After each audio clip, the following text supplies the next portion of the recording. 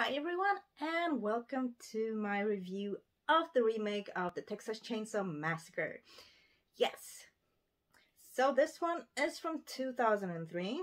It's from the US. It is directed by Marcus Nispel. It's written by Scott Kozer, with characters by Kim Henkel and Tobe Hooper, of course, from the 1974 film. And in this one we have Jessica Biel, Jonathan Tucker, we have Andrew Bryniarski, we have Erika Learheisen, Mike Vogel, Eric Balfour, Arlie Ermy, and David Dorfman. So in this one we have 5 young men and women, and they are driving a van. They are on their way to a concert, Leonard Skinner, to a concert. And on their way, they pick up this hitchhiker, which is played by Lauren German, by the way. Yeah, she was in Hostel too. And Lucifer. And they pick her up. I mean, she looks very distraught. She, something is obviously going on. So they pick her up. And it ends up, with the hitchhiker killing herself. So now these, young people don't really know what to do. They try to call the sheriff. They try to, get help. But everything leads to Leatherface. Yes. So they will meet, Leatherface and fight for their lives. Yeah. So I have to say, the original I used to watch all the time when I was, 11, 12.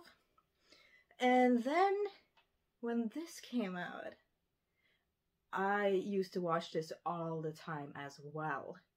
I have to be honest, I really, really, really like this remake.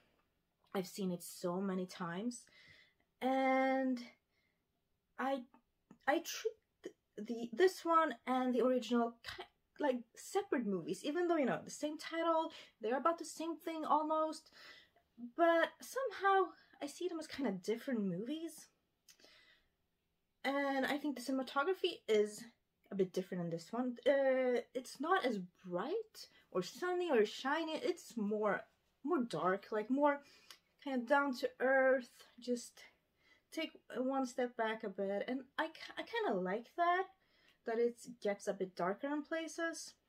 And I have to say, the acting, the characters are, they acted really well. I wasn't really annoyed by any one of them. I kind of, related to a lot of them, and I felt for them. And Jessica Biel especially, she's a really good final girl. She's perfect in this movie. Yeah. I just like her a lot. And she does do a lot of proactive decisions. She tries and she, fights Leatherface, and yeah, I really like her in this one. And also the gore is really creative. It's good. It's very emotional, I have to say. There's a scene when the character is hanging on Amy Took. Yeah, they had to have that homage, but I had to do it like times 100. The character's hanging there, and that character just pleads to be killed. And in that scene, it's so emotional because the character's foot is also kind of dangling over a piano, I think, and playing some notes here and there, and just that little detail just adds a lot to the atmosphere. With like, they don't need like big things, big music, like just a small note here and there, and in that situation really makes a difference. And as I said, the gore is really good in this one. We have, legs sawed off. It was really good.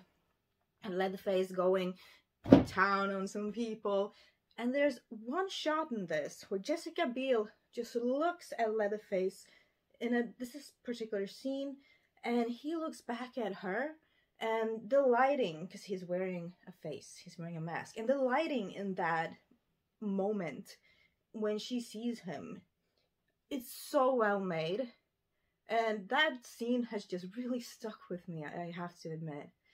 And yeah, there are just a lot of these scenes.